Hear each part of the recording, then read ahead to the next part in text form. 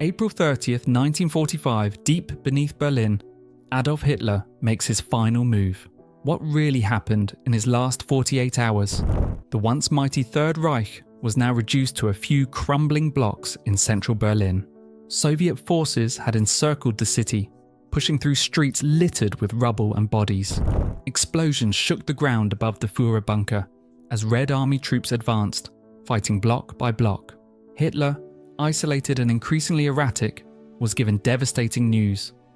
Heinrich Himmler, one of his closest and most loyal officers, was secretly negotiating Germany's surrender to the Western Allies. Enraged by what he saw as betrayal, Hitler erupted in fury. His paranoia had already reached dangerous levels, and now, with the war effectively lost, he saw enemies everywhere.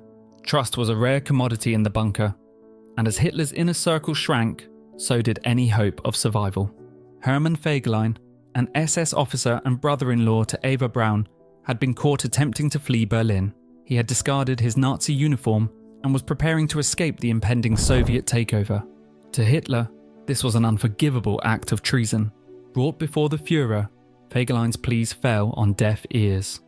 Hitler, desperate to maintain control even in his final hours, ordered his immediate execution. Fegelein was shot in the garden outside the bunker, a grim reminder of Hitler's merciless rule, even as his empire crumbled. The execution did nothing to change the course of history, but it revealed Hitler's growing paranoia and his refusal to accept the inevitable. As the chaos outside grew, Hitler made a decision that surprised even those closest to him. He would marry Eva Braun. In the early hours of April 29th, deep within the confines of the bunker, a brief and somber wedding ceremony took place. There were no grand celebrations, only a handful of witnesses, including Joseph Goebbels. After signing their marriage certificate, Hitler and Braun hosted a small gathering.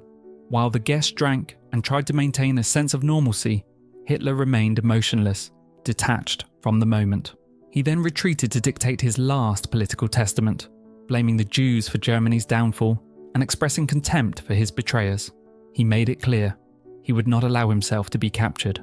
By April 29th, the situation was irreversible. Hitler had accepted his fate. He had his final meal, a simple plate of pasta or possibly scrambled eggs, while finalizing instructions with his personal staff. He ordered that his body, along with Eva Braun's, be burned immediately after death to prevent it from being displayed by the Soviets.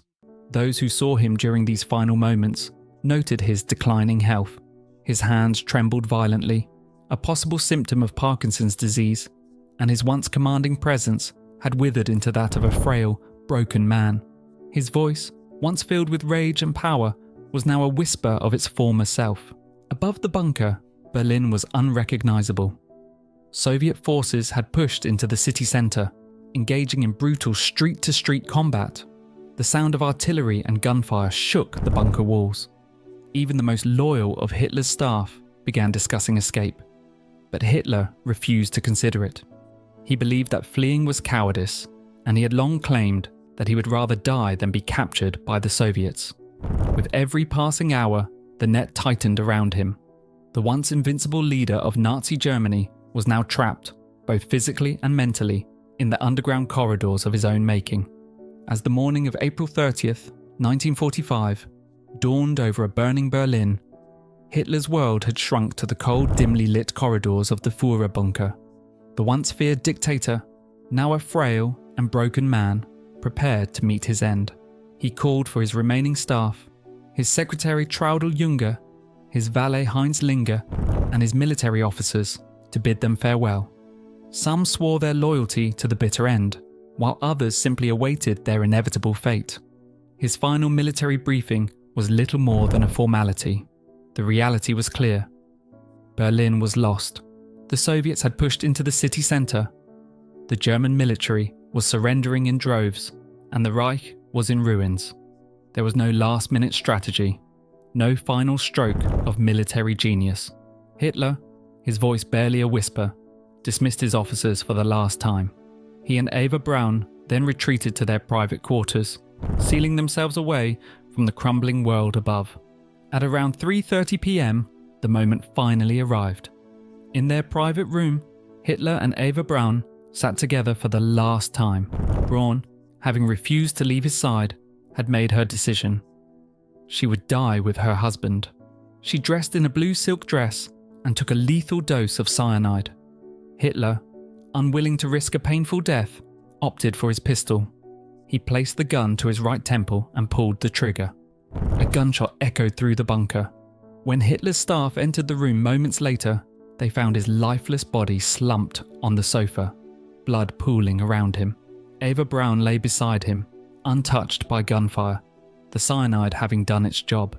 The scene was grim, yet expected. His orders were clear. No Soviet soldier would ever lay eyes on his corpse.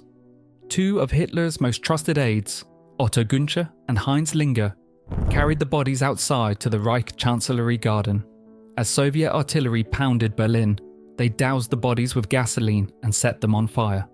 Flames consumed what remained of Adolf Hitler and Eva Braun, reducing them to ashes. The dictator who had plunged the world into chaos had met his fiery end in a shallow grave of his own making. As Soviet forces overran central Berlin, they quickly secured the Reich Chancellery and the bunker beneath it. In the days that followed, they discovered the charred remains buried in a shell crater. The bodies, though burned beyond recognition, were taken into Soviet custody. Stalin, suspicious and paranoid, ordered a thorough investigation. Yet for years, details of Hitler's death remained shrouded in secrecy, fueling speculation and myths. Despite the overwhelming evidence, theories of Hitler's survival emerged almost immediately. Some claimed he had fled to Argentina, aided by secret Nazi networks. Others speculated that he had escaped to a hidden base in Antarctica. The lack of a publicly displayed body only fueled these ideas, with Stalin himself at times suggesting that Hitler had eluded capture. However, forensic analysis of Hitler's dental records, confirmed by his personal dentist's assistant, proved that the remains found in the bunker were indeed his. Later studies on skull fragments stored by the Russians further solidified this claim, despite some controversy over their authenticity. Hitler's death marked the collapse of Nazi Germany. Within days, Berlin fell, and Germany officially surrendered on May 8, 1945. The war in Europe was over, but the mystery surrounding his final moments persists, leaving room for speculation and debate. So did Hitler really die in the bunker, or is there more to the story?